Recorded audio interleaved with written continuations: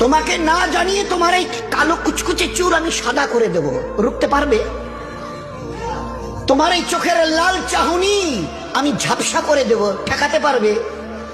তোমার এই লোহার মতো মজবুত দাঁত 32টা 16 একটা একটা করে ট্রান্সফার করিয়ে দেব, তোমার কাছে কোনো পারমিশন নেব না, ধরে রাখতে পারবে?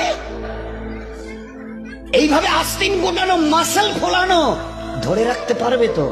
এরকম করবে না তো? এইভাবে এরকম হবে না তো? সামনে এসে একটা পান দিচ্ছে, এই হাত, চাচা এই হাতটা নিলেন, এই হাতটা কলে না রে বাবা দেখ না চিমটি কাটিতে কিচ্ছু নেই।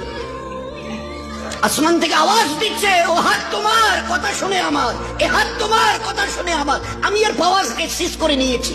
এই দুটো পা যদি হনন হনন করে হেঁটে চলো, খালি একটা পায়ের যদি সামান্য একটু প্যারালাইসিস করে দিই না, তো জীবনভর করে হাঁটতে হবে। বেডরুম থেকে নিয়ে বাথরুম একদম লাগালাগি, অ্যাটাচড, আমরা বলি না অ্যাটাচড।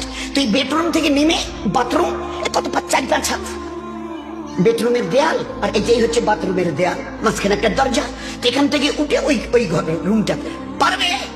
আছে পাওয়ার? কিসের দেমাগ তোমার?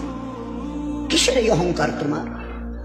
শুনুনি কোনোদিন নবীজির কাছ থেকে অহংকার, তাকাব্বুর এটা আমার চাদর, বড়াই এটা আমার চাদর, আল্লাহ বলছেন। আর আমার চাদর ধরে যে টান দেয় তার ঠিকানা কোথায়? ভাই বলেন না, সবাই কম বেশি জানেন।